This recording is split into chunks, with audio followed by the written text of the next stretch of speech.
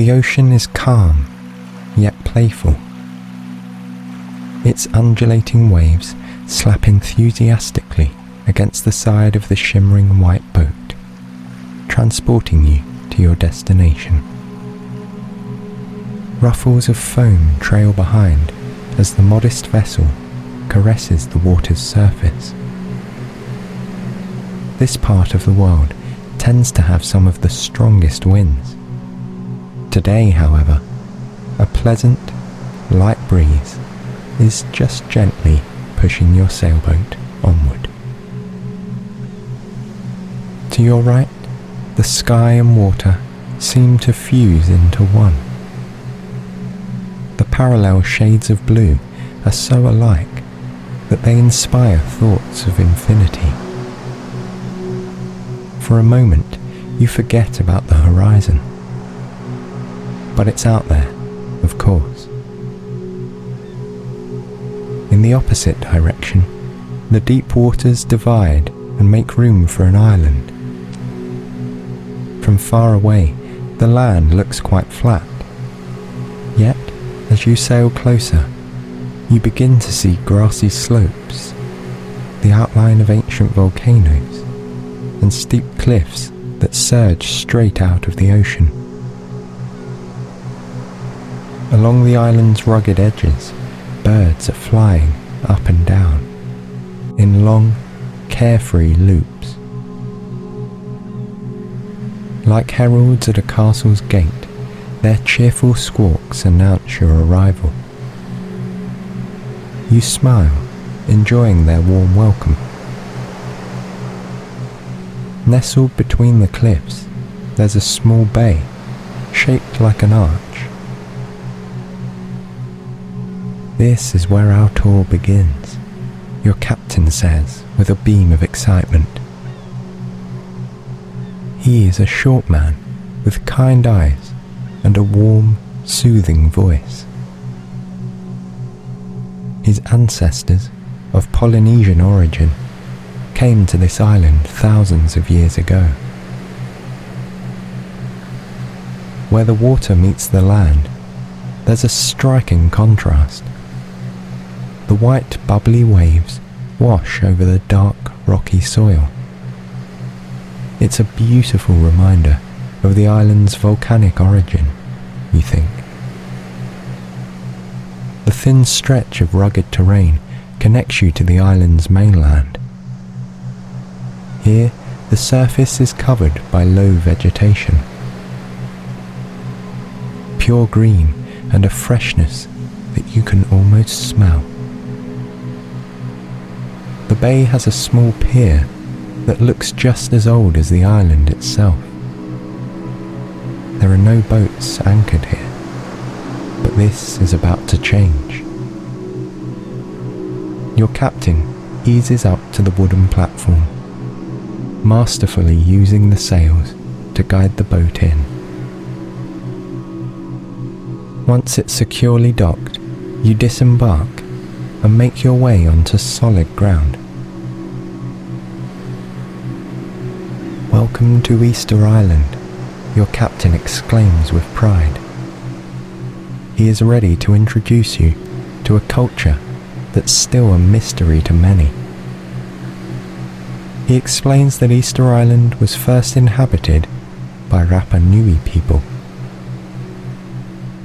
The statues they created are called moai, and they are a trademark of the island and its people. They represent ancestors and the connection to the spiritual world. As he speaks, you look around and notice some of the island's idols proudly ornamenting the bay. At a stone's throw from the pier lies a structure with 15 moai statues. They are lined up with their backs to the ocean, facing the quiet, green island. This is one of the most important monuments in Polynesia. In ancient times, these majestic stone giants watched over a small village that was built in front of them. It is said that the ancestral islanders believed they were the only inhabitants of planet Earth. And standing here, surrounded only by blue, you can see why. With that, they believed any issues were likely to come from inland. Therefore, the Moai faced toward the village to protect the community. Face to face with the Moai, you admire their imposing stature and their enigmatic expressions. They are tall and broad, like full-grown healthy trees. One of the statues stands out from the rest. This Moai has a headdress adorned to it. It's a red, heavy cylinder that doesn't look like a traditional hat. You wonder why it is that this specific statue wore the ornamental piece, and why its neighbours did not. Your guide explains that these cylinders, known as pukau, were added only to certain Moai that rose on selected ceremonial altars. Despite small differences, all 15 Moai have consistent rectangular heads with deep eye sockets, elongated noses, and thin lips. Short, thick necks support the large heads, with prominent jawlines and strong chins. Just like the head, their bodies are carved in a minimalist style. Long hands subtly protrude beside a heavy torso, with slender fingers resting on their thighs. Pointing at the statues, your guide explains that the sculptors carved the hollow eye sockets last, once the idols were set in place at ceremonial sites like this. The deep sockets are dark and shaded, as if they were closed, shutting out the light. However, during traditional rituals, the Aboriginal people placed eyes on the Moai. They were made of white coral and had a darker iris carved from volcanic rock. The eyes granted the statues the spirit of the ancestors, your guide continues. Fascinated, you try to imagine the Moai opening their eyes. While you're sure that this would change their faces, you also appreciate their current expression. Each statue has a very peaceful look. Next to each other, they appear to be sleeping, enjoying the distant sound of the waves. Before you leave the sacred zone, your guide points out the oldest volcano on the island. It's located left of the monument and is no bigger than a hill.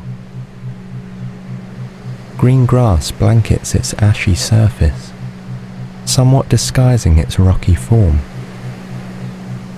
This ancient volcano has been extinct for years, and a small eucalyptus forest has been growing inside its dry crater.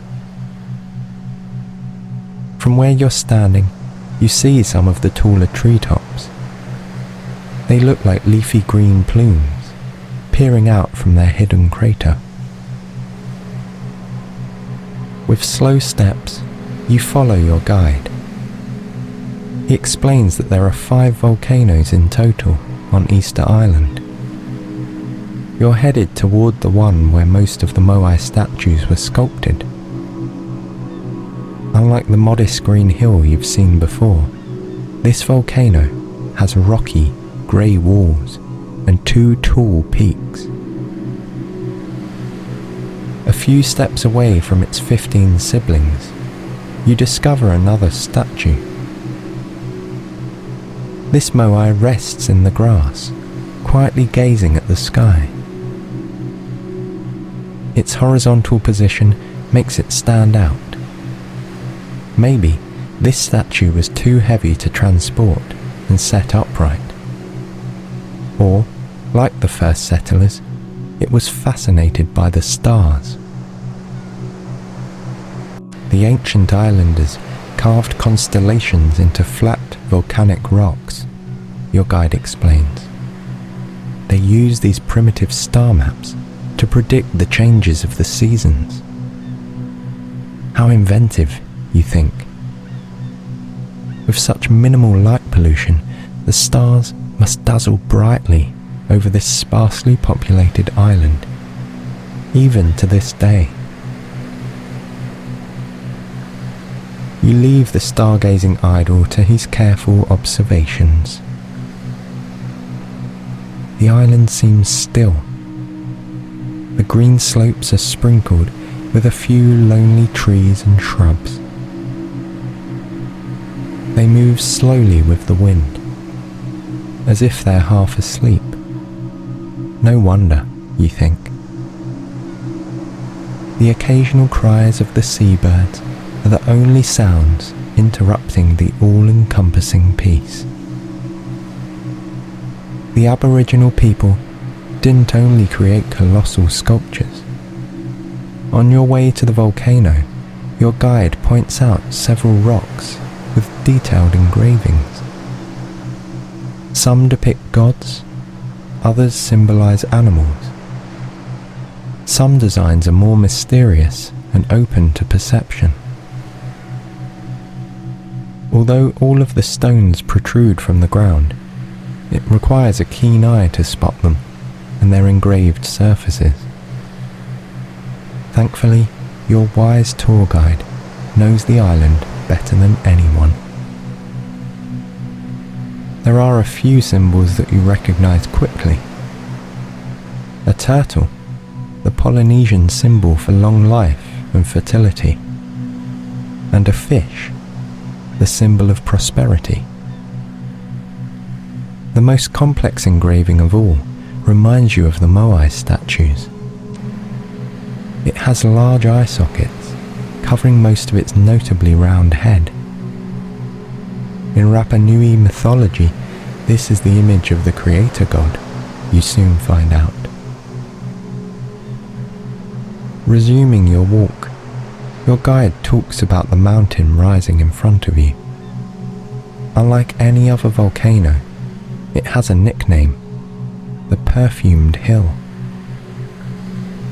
In the past, a highly aromatic plant grew here, and its scent permeated the entire area. With a glow of curiosity in your eyes, you breathe in deeply. You're quite sure that there is still a soft, subtle fragrance sweeping the air. You don't recognize the sweet scent, but it prompts you to imagine a field of aromatic plants that exude an air of tranquility through their leaves and flowers. At the foot of the mountain, the scene changes completely. You notice dozens of statues in different stages of development. Some stand vertically, but others are sunken into the ground. A few are fractured and lie flat on the grass. There are also large statues that have never been extracted from their mountain niche. This is the Moai factory, your guide says, smiling. Before you inspect some of the statues, you take a few moments to enjoy the stillness in the quarry. It feels like a sacred place, rather than a typical, hectic factory. Gazing at the stone faces near and far, you try to imagine a time when this place was lively and filled with busy sculptors. With your eyes closed, you can hear the rhythmic sound of their tools hitting the rocks. You see the ancient islanders patiently carving the image of their ancestors. And you appreciate the amount of work that went into this forgotten tradition. It's an astonishing example of spiritual commitment and physical perseverance. You note that whichever position the statues are in, upright all leaning over. All have their back to the mountain. Perhaps they were built as the protectors of this volcano. As time went by, the massive idols have been buried in the shifting soils, some of them up to their chest or shoulders, most right up to their necks. Despite their position and the earthy blanket, it is clear that they are still watching over the island. Following the main path that runs through the quarry, you learn that some of the statues have been named. With excitement, your guide introduces one of the moai. "This is Piro Piro," he says, pointing to a half-buried statue. It is 36 feet tall, but much of that has sunken beneath the ground. It has a huge head, which is on full display, and a particularly prominent nose. In fact, the name Piro Piro means bad smell. It was given this name as reference to its nose, which looks as though it's gesturing in disgust. The majestic moai watches over the pathway, casting a deep shadow across the grassy surface beyond. You chuckle as you notice that the nose appears even longer in its shadow. A few steps further on, you come across a pair of moai. One is submerged into the ground and has its chin resting on the grass. The other, visible up to its chest, was nicknamed the Crooked Neck Moai. Just like the name says, its head is slightly tilted, as if it's trying to get a better view. This moai is one of the most frequently photographed, owing to its unique shape. Perhaps, you ponder, it's leaning in curiosity as it watches the island's visitors. You take your time to explore the statues ornamenting the mountain. The more you study their faces, the more obvious it seems.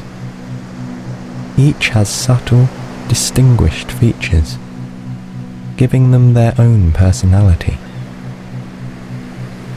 There are hundreds of moai on Easter Island. Still, each one you meet seems to have its own story and feels just as special. At the end of the winding path, you reach the volcano's crater. From here, you look back and enjoy a view that stretches far out in the distance. You see the vast blue ocean hugging the island from every side. Glorious green hills dancing across the surface, luminous in the sunlight. And, of course, all of the stone-carved heads that you've crossed paths with on your journey here.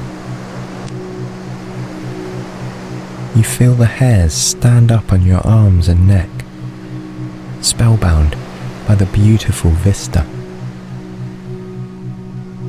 The air is so fresh and clear. You breathe deeply for a few moments, letting the clean air nourish your body and spirit.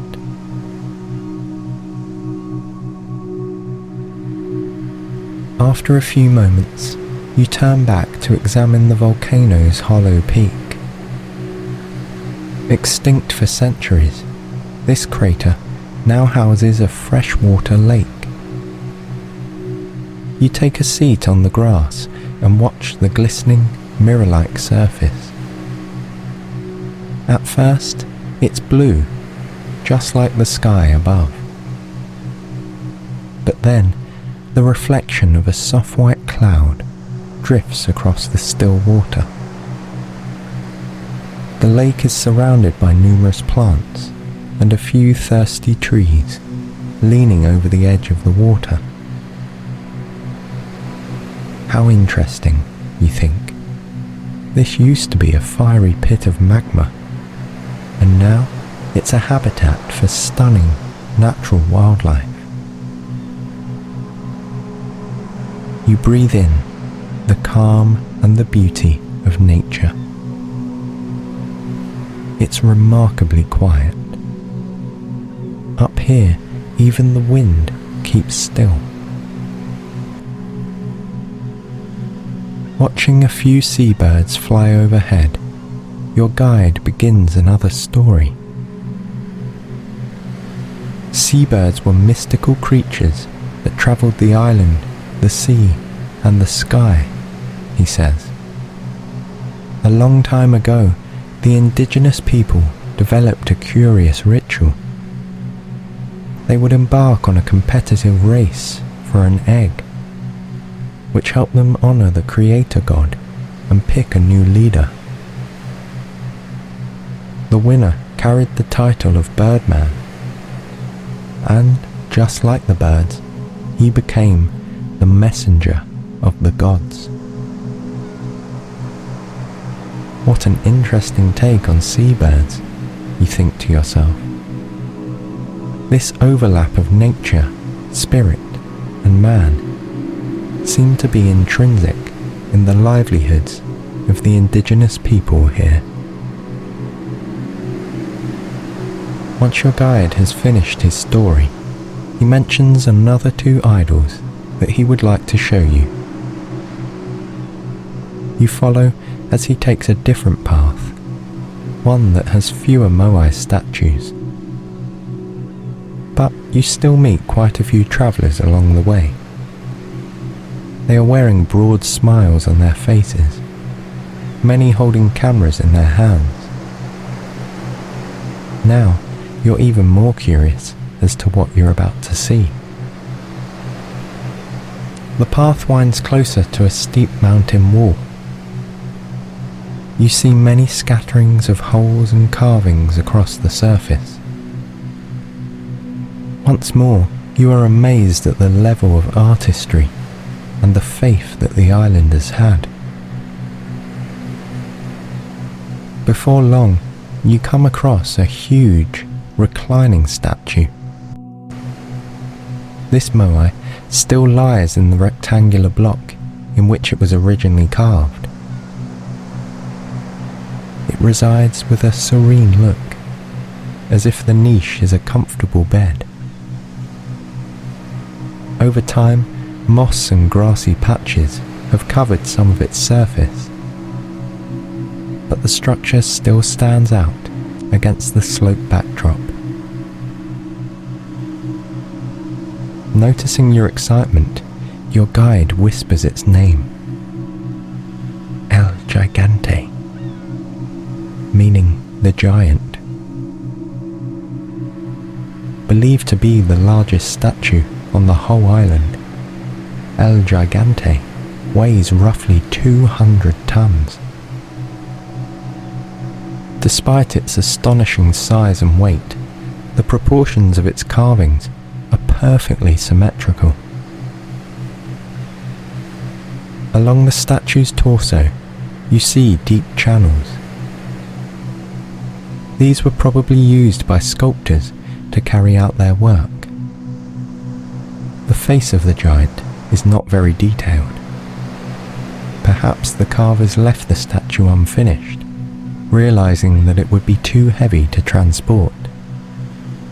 Or maybe this huge idol was intended never to leave its bedrock. No matter the answer, it is mightily impressive. You run your palm over the rocky surface.